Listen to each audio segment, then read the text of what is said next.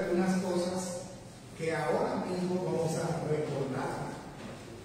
Y vemos, hermanos, como vimos la semana pasada, como la vida de Esteban fue una vida, es un gran ejemplo por el testimonio que Dios da acerca de este hombre. Y Dios describe en su palabra a su siervo, a su instrumento en sus manos, como un varón lleno de fe, como un varón lleno del Espíritu Santo, como un varón lleno de gracia, como un varón lleno de sabiduría, como un varón lleno de poder. Y este hombre que ha sido llevado ante el concilio y acusado falsamente, recibe las acusaciones por falsos testigos. Dice el capítulo 6, versículo 13, dice: este hombre no cesa de hablar palabras blasfemas contra este lugar santo y contra la ley.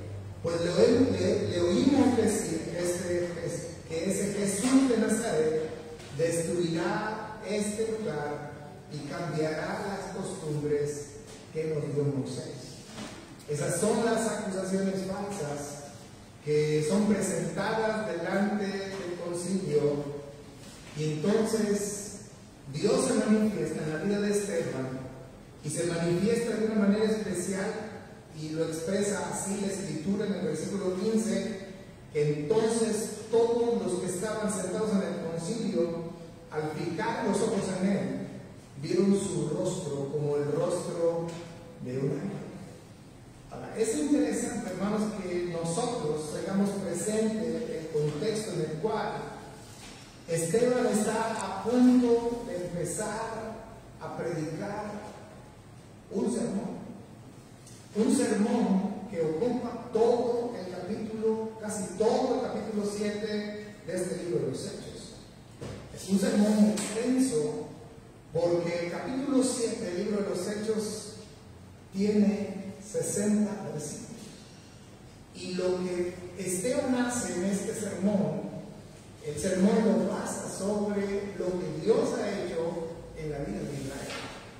Una historia muy directa, muy concisa, y a mi parecer, hermanos, es la mejor historia, y encontramos varios sermones.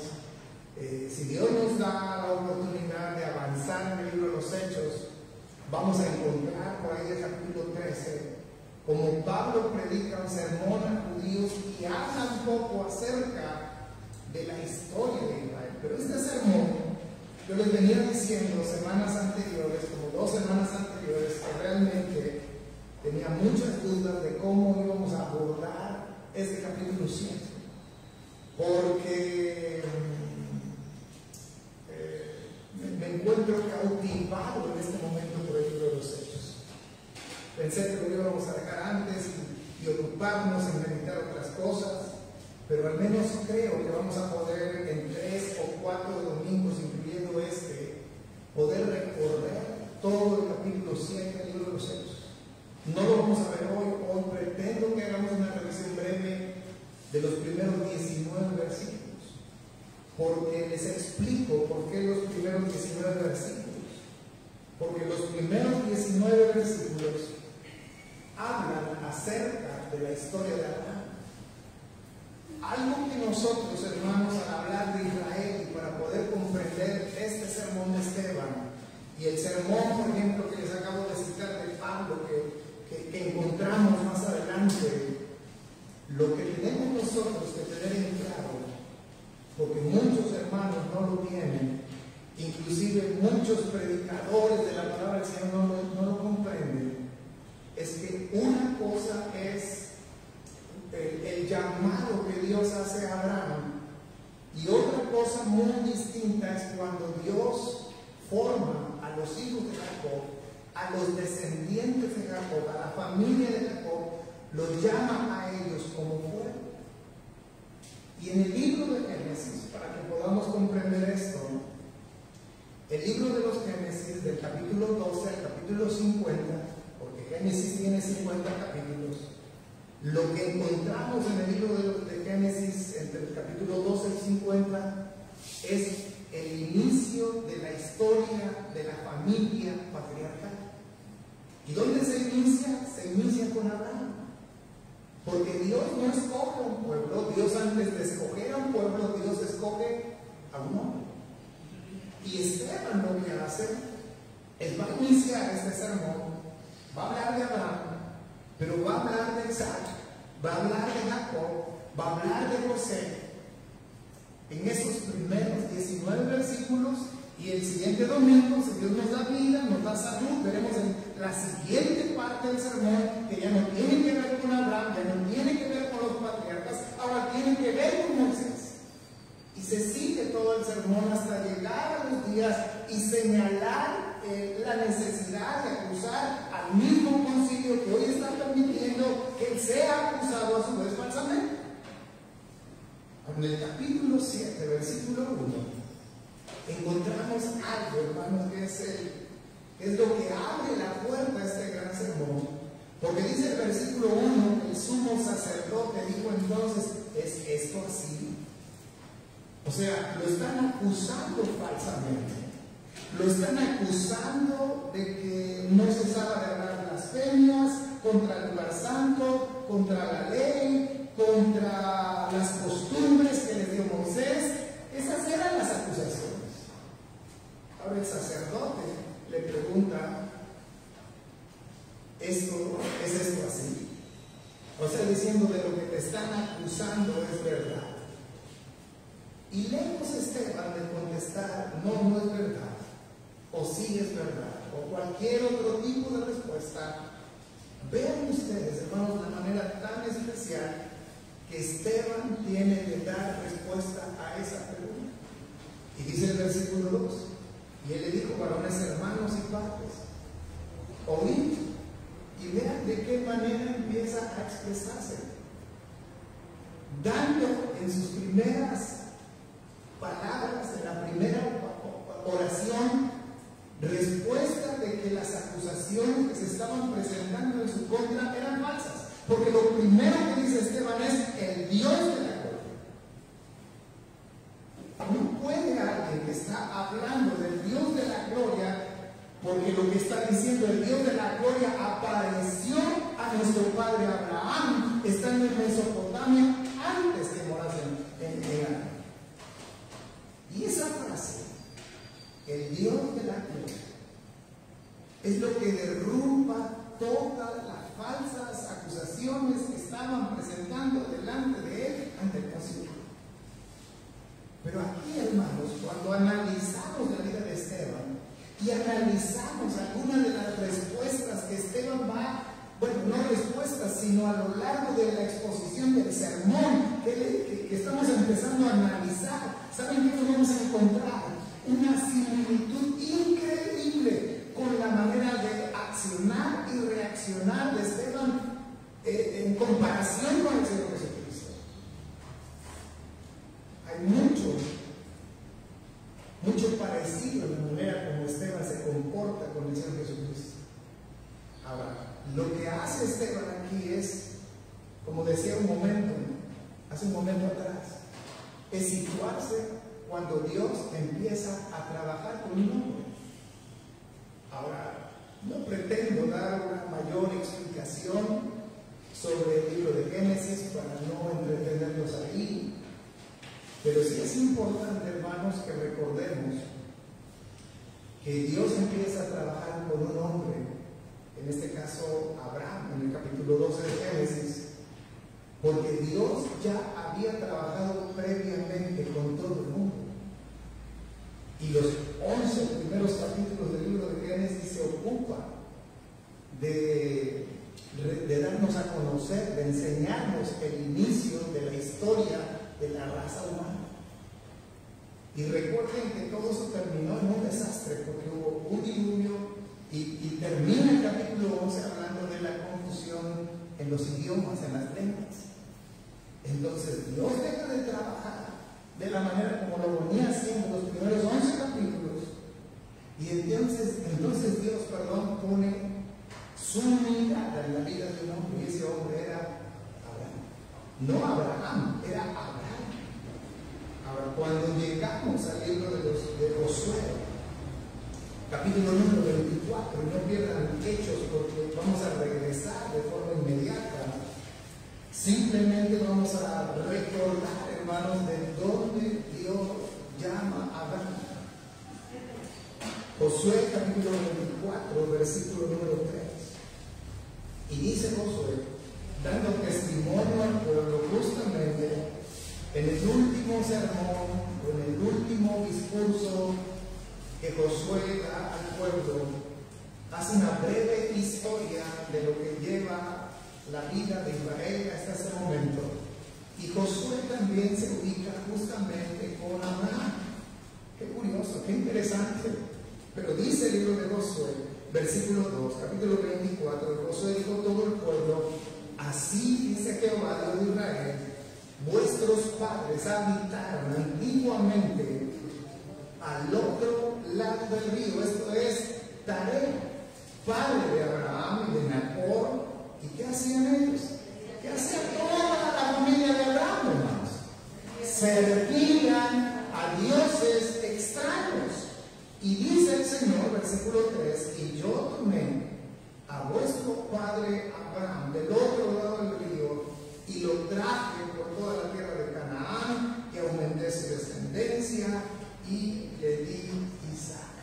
Entonces, regresando al libro de los Hechos, dice Esteban, el Dios de la gloria, apareció a nuestro padre Abraham estando en Mesopotamia. Nos da los datos geográficos. Estando en Mesopotamia, antes que morase en Harán, y le dijo: sal de tu tierra y de tu parentela y ven a la tierra que yo te mostraré. Entonces salió de la tierra de los caldeos y habitó en Harán, y de allí, muerto su padre, Dios le trasladó a esta tierra en la cual vosotros habitáis ahora. Por eso es una parte importante de la historia de Israel, porque, insisto, Esteban se va justo a la raíz de donde finalmente Dios tomó fuego. Porque la familia de Abraham, conocemos la historia, Abraham casada con Sarai, ella estéril, etcétera, y cómo Dios obra de una manera providencial. Porque no solamente Sara fue estéril, también la mujer de Isaac fue estéril, también la mujer de Jacob tenía problemas, y sin embargo Dios de lo imposible, Él formó una familia para posteriormente formar un pueblo. Por eso Esteban llama a Dios el Dios de la gloria, porque el Dios de la gloria es el Dios para el cual no aparecen jamás los imposibles. Y quiero mencionar esta mañana, aunque me resulta muy difícil hablar de los detalles que implicaba el ser padres biológicos, tanto Abraham como Sarai, y una de esas imposibilidades era justamente su edad. Conocemos suficiente la historia. Pero ese es el Dios, hermanos, en el cual nosotros hemos depositado nuestra confianza. Es la historia de Israel, es cierto, pero al mismo tiempo puedo ver en este sermón que cada enseñanza, cada parte de la vida de Israel nos deja a nosotros, hermanos, una nueva enseñanza que debe sacudirnos, que debe fortalecernos, porque las cosas que para nosotros parecen imposibles, para Dios no lo serán jamás. Y Dios hace eso. Ahora, si nosotros, hermanos, sabemos que Dios es un Dios de imposibles, y no puedo quitar mi mente, créanme, tiene varias semanas que prediqué de que debemos nosotros esperar en la soberanía y confiar en la soberanía de Dios. No puedo quitar de mi mente que Dios es soberano sobre todas las cosas. Y se los acabo de expresar en Corazón de Gracias. Y lo he estado repitiendo casi cada domingo. Nada nos va a pasar que Dios no lo quiera, que Dios no lo permita. ¿Por qué? Porque Él es el soberano, porque Él es el dueño de todo lo que existe. ¿Vamos a ser desafiantes? ¿Vamos a andar envalentonados por la vida? No, vamos a ser confiados y vamos a esperar en el Señor y vamos a descansar en el Señor. Ahora, ese Dios, hermanos, tiene propósitos, tiene planes. A veces, y sobre todo en la iglesia en nuestros días, tantas corrientes se han infiltrado lamentablemente en la vida de la iglesia, se hace mal uso de algunas cosas, como que Dios es un Dios de propósitos. Pero nada hay más cierto que eso. Porque Dios no hace nada por accidente y Dios nunca va a hacer nada por casualidad. Él desde la eternidad pasada lo tiene todo preparado. Y nosotros, usted y yo somos parte de ese plan excelso. Y Dios nos ha querido colocar en su iglesia, la iglesia del siglo XXI. La iglesia que está siendo azotada, la iglesia que está, permítanme expresarlo, la iglesia que está siendo exhibida. Porque la iglesia en nuestros días está siendo terriblemente exhibida. Espiritualmente hablando, hermanos, estamos desnudados por la pandemia. En primer lugar, por lo que dentro de las cosas que acabo de afirmar. Porque a pesar de que sabemos de manera intelectual y no experimental que Dios es un Dios soberano, porque lo sabemos, porque no sé en nuestro tiempo de asistir a la iglesia cuántas veces no se nos ha sido enseñar estas cosas, y lo sabemos, pero lo sabemos intelectualmente. Pero cuando se trata de pasar eso intelectual, algo experimental, o sea, a vivirlo, a aplicarlo, a descansar y confiar y esperar en el Señor, las cosas cambian. Pero Dios no solamente es un Dios que para Él no existen los imposibles. Dios es un Dios que tiene todo el curso de nuestra vida trazado y no solamente de nuestra vida. Hoy también en mi mente el himno 344, su voluntad la goza. Y dice en una de sus estrofas que Él traza el curso de los grandes ríos. ¿Por qué traza el curso de los grandes ríos? ¿Por qué? ¿Por qué soberano? Ahora fíjense ustedes cómo trazó Él el curso de los grandes ríos y también cómo Él trazó el curso en la vida de Abraham para formar una familia y posteriormente de esa familia formar un pueblo. Ahora pensemos en nosotros. Por eso les decía unos minutos atrás que mucho de la vida, de la historia de Israel, si no es que todo, tiene que ver exactamente con nosotros. ¿Cómo llegamos, hermanos, a este punto en el cual hoy nos encontramos? Es más, seremos más excelentes porque estamos hoy, el día de hoy, justo aquí en su casa de oración en este momento, escuchando estas cosas. ¿Usted cree que es accidente? ¿Usted cree que es casualidad? Es ese Dios de la gloria del cual predicó Esteban, que ha ido formando todos los cambios, las vueltas, las rectas y toda nuestra vida para llegar hasta el sitio donde hoy nos encontramos. Pero ese Dios soberano le dice algo a Abraham, algo que no sé si estoy dispuesto a seguir los pasos de Abraham.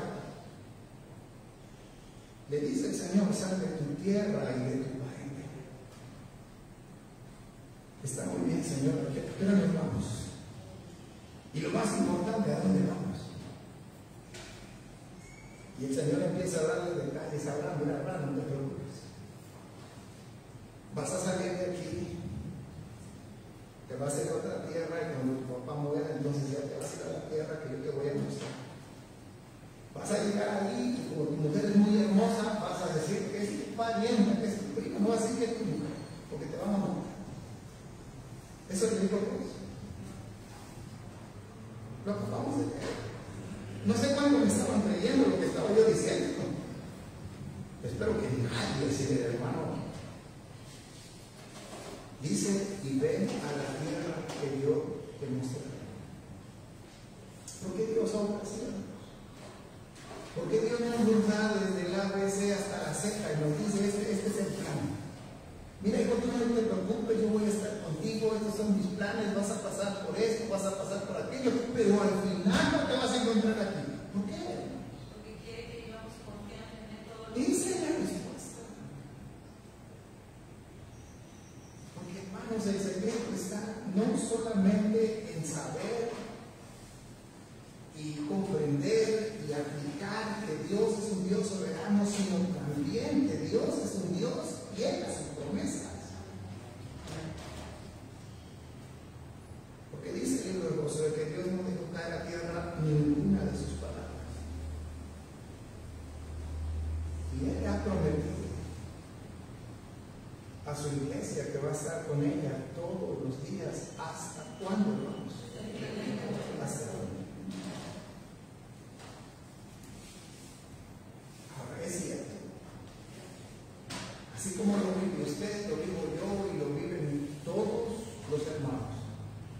Aunque muchos digan, no, yo no tengo dudas, no, yo no quisiera saber esto o aquello. Y en la mañana lo expresaba. No encontré una palabra mejor, pero a veces uno se siente en incertidumbre. Porque uno quisiera saber qué va a pasar. ¿Cuándo va a pasar? ¿De qué manera va a pasar? Pero lo que Dios quiere mostrarnos, con un sermón como el de Esteban, y hoy estamos recordando un poco la historia que tiene que ver con los patriarcas, es cómo Dios es fiel. ¿Y sabe cuál es la ventaja que ustedes y yo tenemos? Que ya conocemos la historia. Porque Abraham, dice el versículo 4, que entonces salió de la tierra de los caldeos y habitó en Harán, y de allí muerto su padre. Dios le trasladó a esta tierra en la cual vosotros habitáis ahora. Pero dice el verso 5, y no le dio herencia en ello, ni aún para sentar de pie, pero le prometió que se le daría en posesión y a su descendencia después de él, cuando ¿qué, hermanos? Fíjense la profundidad de la implicación de este tema.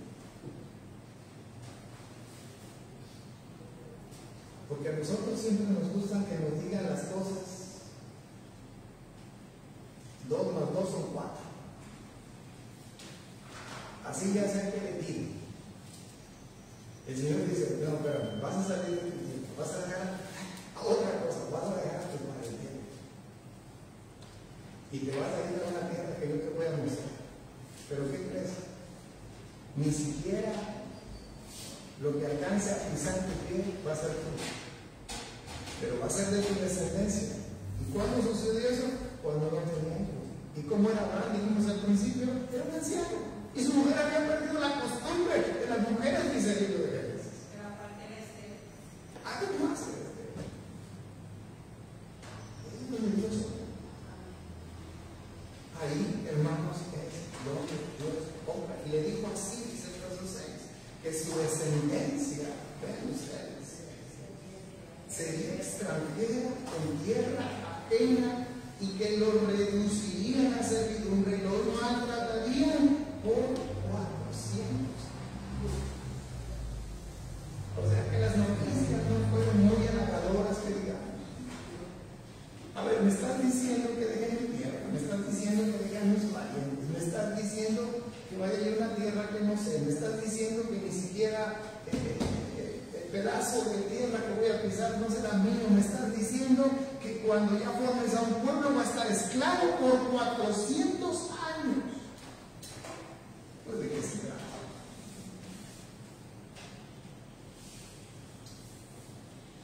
Pero el Señor, de una manera, hermanos, porque así es el Señor para nosotros, incomprensible, porque sus pensamientos y sus caminos no son como los nuestros. Él dice en el verso 7, mas yo juzgaré, dijo Dios, a la nación de la cual serán siervos, y después de esto saldrán y me servirán en este lugar. Dios establece un patrón. Y Israel por su incredulidad, Israel por su infidelidad, es puesto yugos por una nación, por un imperio. Dios usa ese imperio impío para juzgar a su pueblo, y luego que ese pueblo es utilizado por Dios, Dios junta sobre ese pueblo. Por eso hablamos de grandes potencias a lo largo del relato bíblico y no bíblico. hablamos de Egipto, hablamos de los asirios, hablamos de los babilónicos. La historia y la Biblia nos habla de los medo-persas, la historia nos habla de los griegos, de los romanos. Porque Dios, dice el libro de Daniel, es el que levanta reinos y quita reinos, pone reyes y quita reyes. ¿Por qué? Porque Él es el soberano, hermanos. Todo cae siempre en el mismo punto. Ahora, dice el verso 8 que le dio el pacto de la circuncisión. Y así Abraham engendró a Isaac y le circuncidó a los octavo día, Isaac a Jacob y Jacob a los 12 patriarcas. Aquí hay dos cosas que Dios enseña, hay una cosa que Dios enseña de dos formas distintas. Primero, Dios habla la manera como Él llamó a Abraham. Ahora, Dios ya vimos en el libro de Josué, capítulo 24, que Abraham pertenecía y vivía en un lugar idólatra.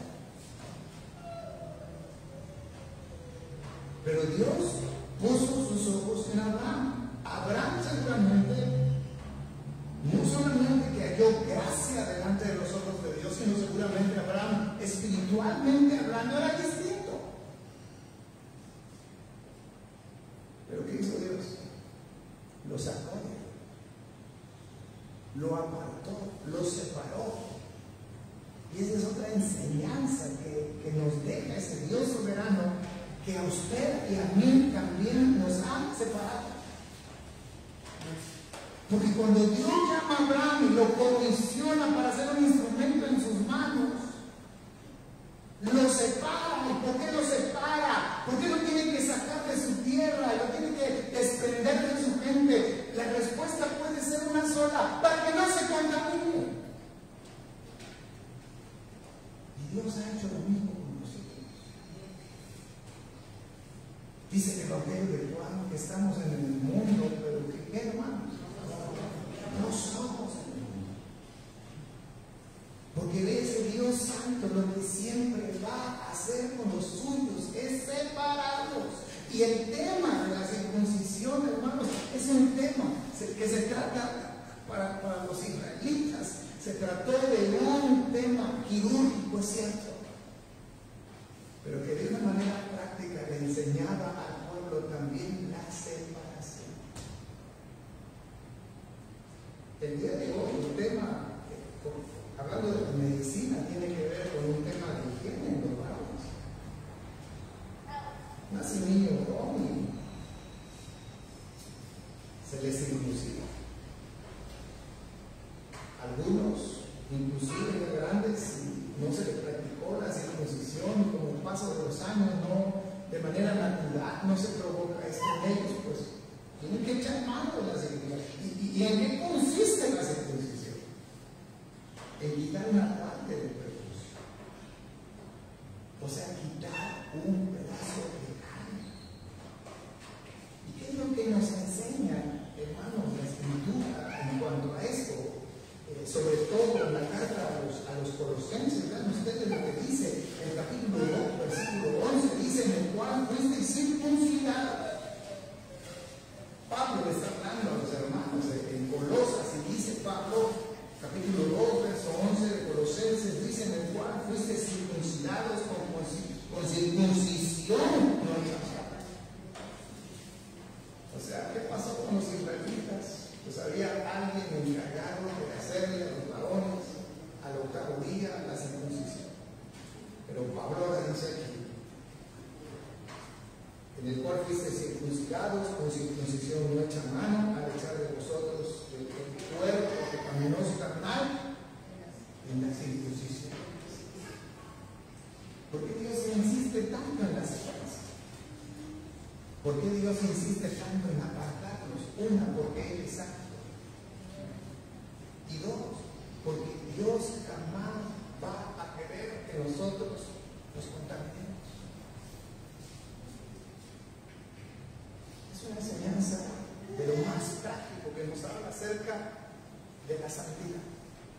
Versículo 9 dice: los patriarcas movidos por envidia. Aquí ya está hablando de los 12 hijos de Jacob. Dice: los patriarcas movidos por envidia vendieron a José para Egipto, pero Dios estaba con él. Esta es otra historia, hermano, me quisiera yo abundar, porque es fascinante. Porque esos capítulos 12 al 50 del libro de Génesis habla de 4 grandes personajes: de Abraham primeramente, luego de Isaac, luego de Jacob, y termina hablando precisamente de José. Ahora, José, ¿no? ¿Qué historia de José? Dice que los patriarcas tuvieron envidia. Y esa historia se enseña en las iglesias desde que estaban en Pablo. O sea, ahí la escuché por primera vez. Y nos ponen ilustraciones, ¿verdad? Cómo planearon matarlo. Le tenían envidia, le tenían coraje a José y pensaron en matarlo, y de repente vieron a lo lejos que pasaban mercaderes y dijeron: pues mejor vendámosle y saquemos provecho de eso. José, su propia carne, su propia sangre, rechazándolo, aborreciéndolo, qué cosa más terrible. Lo vende, y José llega a Egipto siendo un esclavo, llega al mercado de esclavos. Qué cosa más terrible. Y estando José en el mercado de esclavos, lo compra finalmente un adinerado y lo lleva a su casa. Era un hombre bien plantado, bien portado, era guapo el hombre. Y de repente la señora puso sus ojos en él. José se niega y José termina en la cárcel. ¿Qué cosa más terrible? ¿Qué podemos pensar de ese Dios soberano? De ese Dios que no hará para él cosas imposibles. De ese Dios que lo que Dios nos está demandando es fidelidad, que lo que Dios nos está demandando es santidad. Porque ¿cuántas veces nosotros no nos encontramos en una situación como la de José? ¿Cuántas veces no hemos usado la expresión que nos está lloviendo sobre mojado y nos sale una cosa mal y la siguiente nos sale mal y la siguiente nos sale peor y la otra mejor ni les cuento?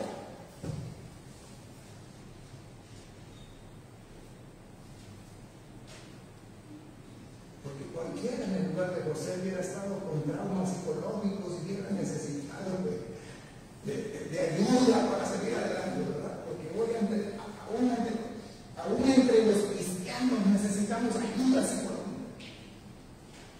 No, lo que necesitamos es otro tipo de ayuda, y es espiritual, la ayuda que viene de Dios. Y hago el paréntesis, no estoy en contra ni de los psicólogos ni de la psicología, todo tiene que ayudar. Pero lo que es de Dios es de Dios, y nadie más nos puede dar. Pero hermanos, en medio de toda esa desgracia, vamos a entrecomillar así, de José, Dios estaba detrás de todo ese drama, porque Él es el soberano. Pues, la mente humana dice: bueno, ¿y por qué no lo hizo de otra manera? Dios ya sabía que iba a venir una gran hambre sobre la tierra y que su padre iba a necesitar y sus hermanos iban a necesitar, y el único lugar donde había comida era ahí. ¿Por qué no lo hizo Dios de otra manera? Pues no lo sé. Cuando uno predica, uno da la impresión que uno todo lo sabe, hermanos. Hay cosas. La edad me ha hecho ser un poco más prudente. Cuando antes me hacían preguntas, yo decía: pues yo creo que así, yo creo que así. No, ahora no me quedo calladito, no sé. Oiga, no sé.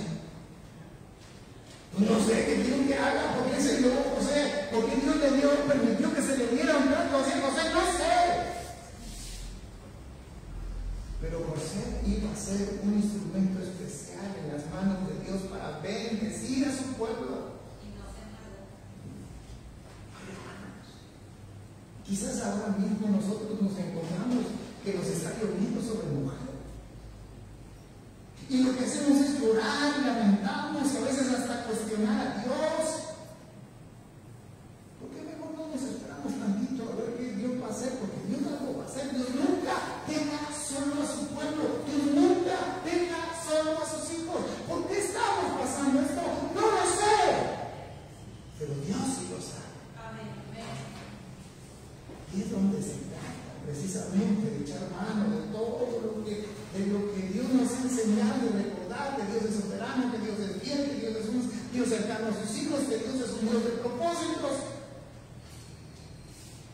Y dejar de preocuparnos. Y dejar de lamentar. Y me voy a ir a algo más radical y dejar de dar una mala impresión a donde quiera que vayamos. Me encontraba, no voy a dar datos, porque la he invitado, no está aquí en Veracruz, le he invitado a que siga las transmisiones de las predicaciones, no voy a dar datos. Pero me encontré recientemente una mujer muy afligida, al punto de que me llamó y me dijo, ¿podría hablar con usted? Pero sí, la mujer hablaba desesperada por la salud de su mamá, porque su hijo tiene COVID, porque... Pero no es una mujer cristiana. Pero hemos hablado juntos. Les he hablado de la palabra del Señor y lo que Dios es capaz de hacer en la vida de aquel que confía en Él.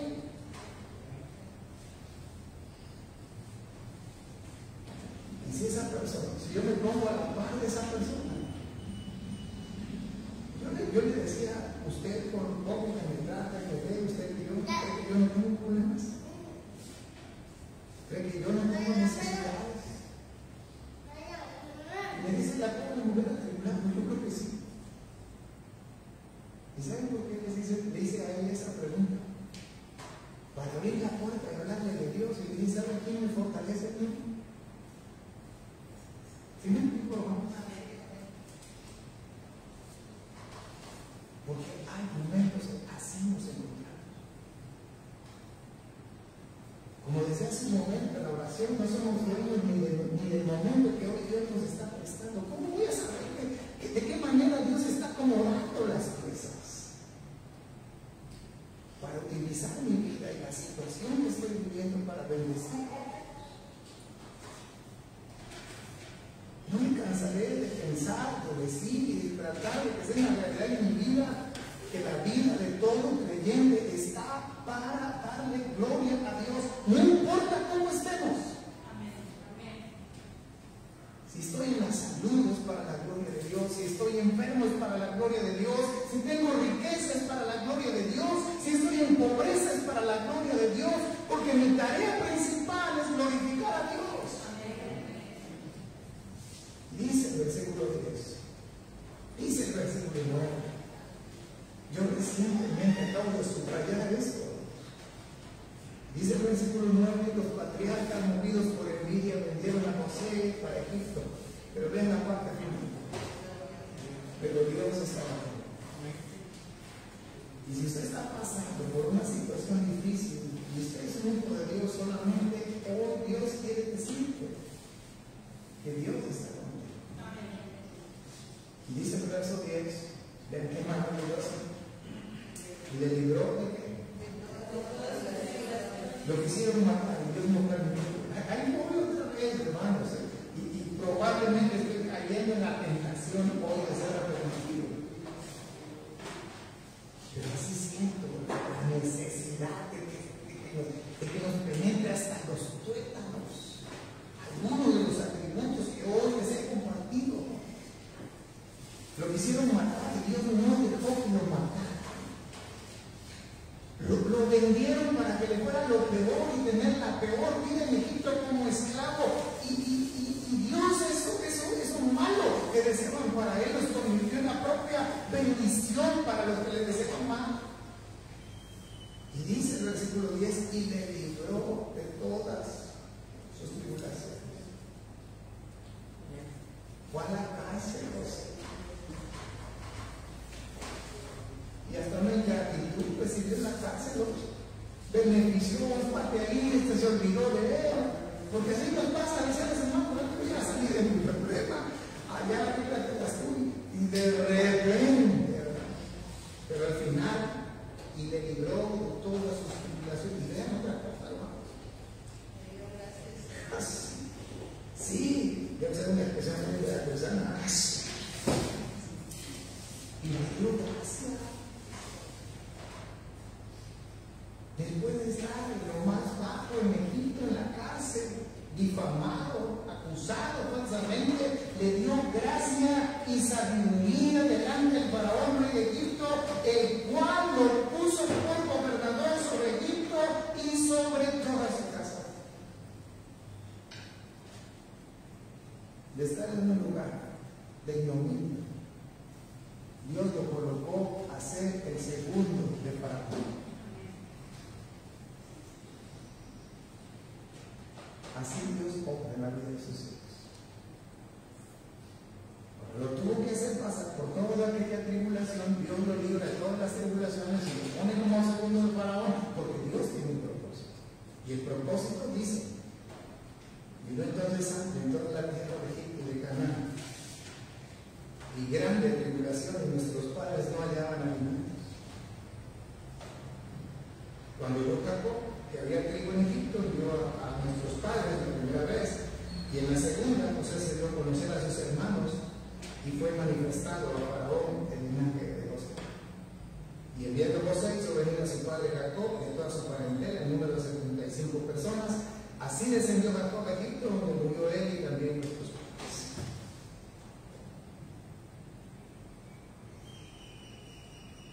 ¿Nos parece extraño que Dios obre de esas maneras? Ya debemos estar acostumbrados. Por la misma razón que citaba bastantes minutos atrás. Los pensamientos de Dios son diametralmente distintos y lejanos a la manera que nosotros tenemos de pensar. Es más, ni entre nosotros nos ponemos de acuerdo. Si al terminar el sermón les digo, hermano, ¿de qué prediqué hoy? Uno me va a decir una cosa, otro me va a decir otra cosa. Cada quien va a captar algo. A lo mejor de acuerdo a lo que está viviendo. Sí, pues no, yo no prediqué de eso, yo prediqué otra cosa. Pero así es el Señor. Y conocemos la fascinante historia. Sus hermanos tuvieron miedo, dijeron: José, esta es la venganza. Ese es el momento de que José se va a vengar. Nos va a quitar la vida ahí. No lo expresa así la Biblia, pero pues dijeron: pues, ¿qué vamos a hacer? Se van a morir. Miren que se ha convertido, José. Pero la gracia de Dios es así.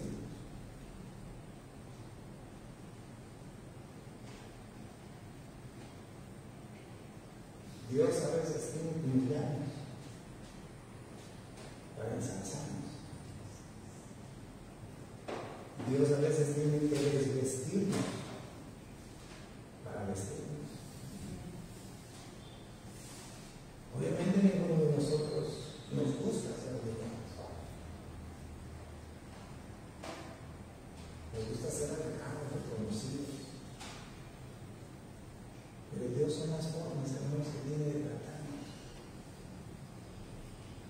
Porque Dios no solamente está tratando con el asunto, ni tampoco está tratando con el cumplimiento de sus propósitos. Además, está tratando en formar y forjar nuestro carácter.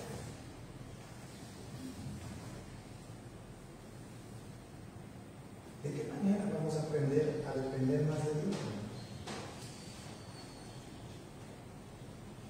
Si le pedimos a Dios salud, Dios dice: ahí está, salud por mucho tiempo.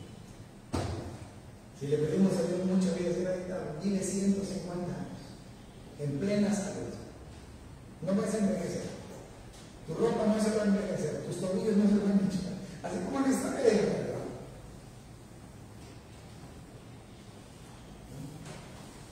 Dios nos hace sentir necesidad, nos hace sentir tribulación, pero nos hace sentir su presencia y su gracia para que nosotros dependamos de Él. Termino esta tarde. Esta primera parte del sermón dice, verso 17: pero cuando se acercaba el tiempo de la promesa, que Dios había jurado a Abraham, el pueblo creció y se multiplicó en Egipto, hasta que se levantó en Egipto otro rey que no conocía a José. Este rey, usando de astucia con nuestro pueblo, maltrató a nuestros padres a fin de que expusiesen a la muerte a sus niños para que no se propagasen. Dios llamó a Abraham y Dios le había hecho una promesa, le había hecho varias promesas a Abraham. No sé si notaron, pero el sermón de Esteban mencionó en el versículo 14 que entraron a Egipto 75 personas. Y los que buscan errores en la Biblia dicen, ahí hay un error, porque allá en el libro de Éxodo, capítulo 1, dice que entraron 70 personas. ¿Hay error? No. No hay error. Entraron 70 personas. Esteban simplemente está ocupado en describir que entró un número reducido de personas en Egipto. Jamás quiere manifestar una estadística exacta, porque esa no es su función, no es el propósito de este sermón.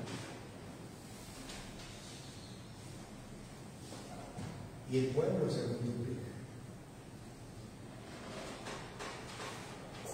Y conocemos como Faraón, el que conoció a José Moeda, y se levanta el nuevo Faraón y viene esa gran matanza. Y esa circunstancia, volvemos al mismo terreno. Dios la utiliza para, de manera providencial, cuidar de la vida de un libertador, de Moisés. Pero esa historia continuará.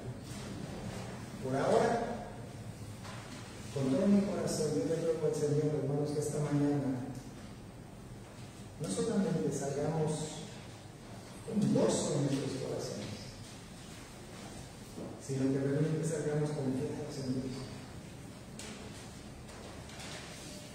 Porque quiero insistir una vez más que Dios es el Dios de dioses. Fíjense cuando usamos esta expresión que estoy a punto de usar, cuando nosotros usamos la expresión Dios de dioses, Rey de reyes, y Señor, le estamos diciendo, Señor, no hay nadie por encima de ti, porque tú eres el soberano. Nuestra vida es frágil, nuestra vida es limitada, pero el Dios que nos ha permitido conocer es Moisés. Mi ruego al Señor es, hermanos, que se quiten de nosotros los miedos, los temores, porque eso nos esclaviza. Mi Dios es un Dios de libertad. Lo que hizo Dios con Abraham, no lo mencioné así, pero ¿saben qué hizo Dios con Abraham al separarlo? Le dio libertad. Cuando Dios nos llamó por su gracia, nos sacó de la idolatría para darnos libertad, y nos separó, y nos amó, y nos sigue amando hasta el día de hoy, y lo seguirá haciendo por la eternidad.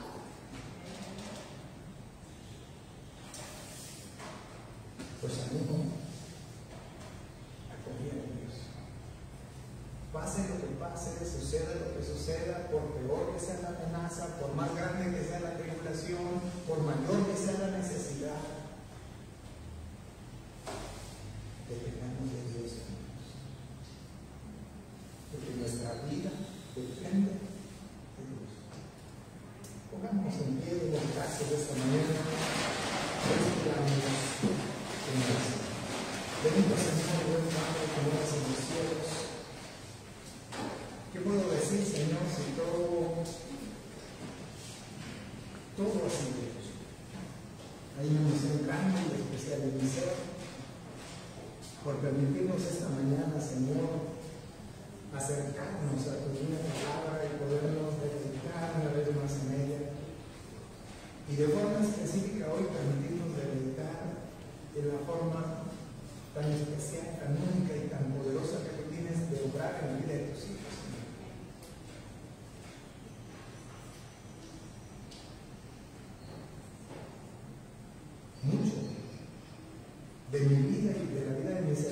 Señor, la veo como un espejo reflejada en la vida de Israel, Señor. ¿De cuántas cosas fuimos ayudados, Señor? ¿De qué manera, Señor, fuimos llamados por tu gracia y nos separaste? Por eso hasta el día de hoy, cada día tú insistes, Señor, a través de la obra de tu Espíritu Santo en nosotros, a vivir en esa libertad que tenemos en Cristo, pero al mismo tiempo, Señor, cuidando de vivir separados del sistema mundano, Señor, que no te agrada. Y gracias, porque podemos sentir tu presencia, Señor, porque así como estuviste con José, así sabemos nosotros que cada momento tú estás con nosotros, Señor. Gracias, porque así como ahora me diste la promesa de una gran tierra, y no fue dueño, sino del lugar donde posteriormente fueron puestos sus huesos, Señor.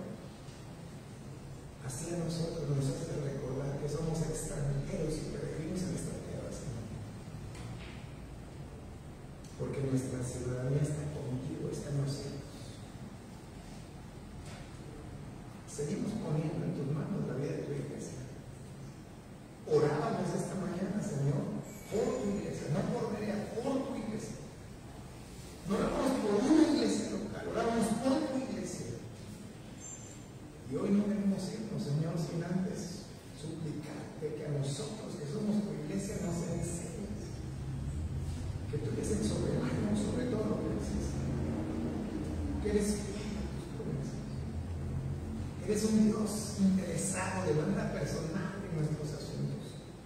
Que tú tienes en tus manos, Señor, los detalles grandes y pequeños que van aconteciendo, Señor. Usa la vida de tu iglesia para que más allá de las circunstancias que cada uno de nosotros va atravesando, siempre esté bien dispuesto a glorificarte, Señor. Te damos gracias. Te doy gracias por tu presencia y te doy gracias. Y oro en este momento como si me encontrara solo, Señor. Pero yo te doy gracias por la vida de todos los que esta mañana han estado aquí, por la vida de todos los que se están conectando en esta transmisión.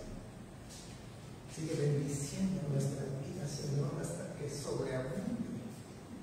Pero que todo sea para la alabanza y gloria de tu nombre. Despídenos en paz, llévanos con bien a nuestros hogares y que tu Santo Espíritu siga siendo en todo momento nuestro Maestro por excelencia.